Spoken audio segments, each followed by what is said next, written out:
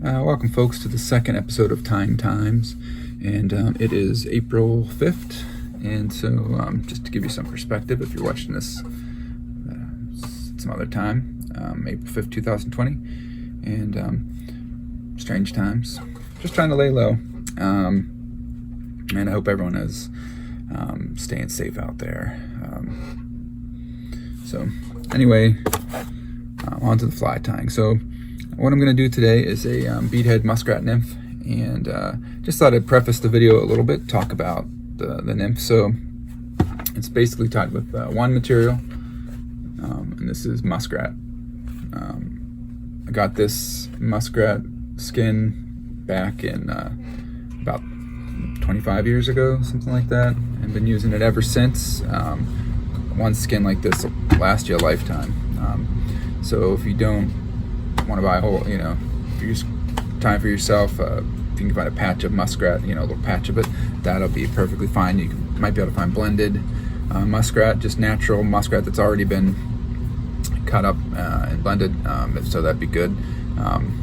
You could also tie a very similar fly just using blended hare's mask, or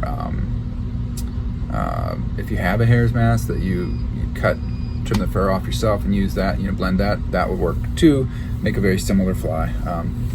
I really like the muskrat one. It when you make the fly, even though the pelt kind of looks brown, the underhair is gray, so you get an overall gray nymph with darker guard hairs that will be sticking out of it that look like legs or what have you.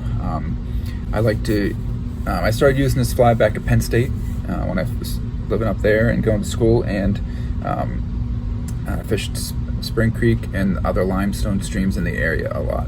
They have a lot of sow bugs and scuds, so this fly I think makes a good impressionistic pattern to imitate those, as well as maybe crane fly larvae and caddis larvae even. So back when I first started tying it, it would not have been a beadhead fly. Beads were just kind of coming in then, and they weren't super common yet.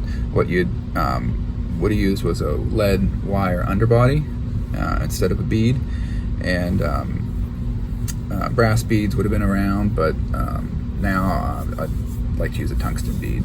So I use pink and silver primarily for this, although gold would be fine too.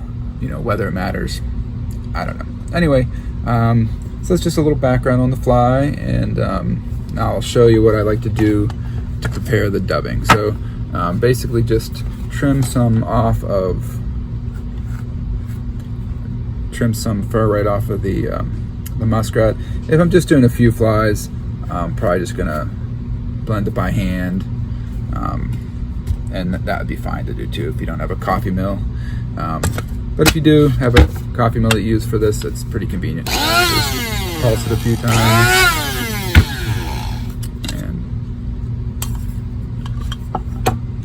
and you're gonna have a nice, well-blended dubbing. So you could easily do that in hand, just cut it off and blend it by hand. So anyway, next up is the tying portion, and thanks for watching. This is the muskrat fur that I prepared with the coffee mill. Put it in, trimmed it right off of the pelt, and ground it in the coffee mill just to mix it up nicely. You can see it's got all the underhair and all these nice guard hairs in it. Okay. In this case, we're going to use this fulling mill grub hook. It's their Czech Nymph hook in a size 14. I tie these in 12, 14, 16 usually, just the sizes I tend to use the most. We're going to use gray thread. This is a 6/0 cobweb from Griffiths, and we're going to use, this is going to make it a lot easier if you've got some kind of tying wax. So in this case I'm using this Overton's Wonder Wax, but whatever tying wax you have will make it a little bit easier to control this as you go. And then we're going to use these pink tungsten beads. These are 3mm, so I'll tie them with different size beads so that I have some flies for different depths of water and different water speeds, different water conditions. So, alright, let's get our bead on. I've used gold, silver, metallic pink beads, and I've been using silver and pink mostly lately, and they seem to be working nicely for me. So whether the bead color has any bearing on the fly's efficacy, who the heck knows? But okay, so let's get our thread wrapped on. You could always make this fly even a little bit heavier by adding some lead wire to it as well as the bead, but I'm not going to do that in this case. Okay, so very simple fly. Basically one material, which is the muskrat, and this wonder wax is going to be very helpful. So I'm going to wax the thread, pull out a nice portion of it, and wax it up. Alright. This muskrat is kind of slippery and it's a little hard to work with, so that's what the wax is really going to help us with. So what I like to do is build it up in layers. So that's what we're going to do here. We're going to get some muskrat on that thread, and that wax is really going to help with sticking it. And sticking it on there, and I like to start at the front and work my way back towards the bend.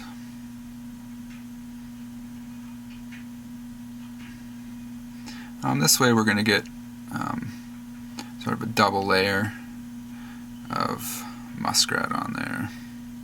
Okay, a little more wax, and add a little bit more of the muskrat. With that wax, you just kind of touch the muskrat and it'll stick really nicely to that thread. Alright, now we're ready to go back up over the first layer.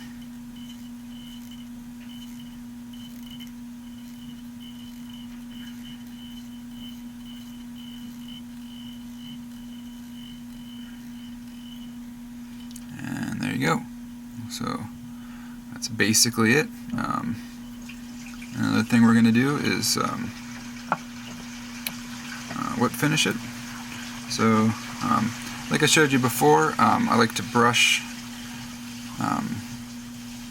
some head cement right onto the thread, and we'll do a little bit of a few wraps like that, and then a little bit more on, and finish up with whip finish. Let's just do 2 whip finishes just in case. And there you have it. The ultra simple beadhead muskrat nymph, but it's very generic looking, and I can guarantee you that fish are gonna eat it. So tie up some, and if you don't have beads, you can always do the same sort of fly without a bead and just do some lead wire wraps underneath for it for weight.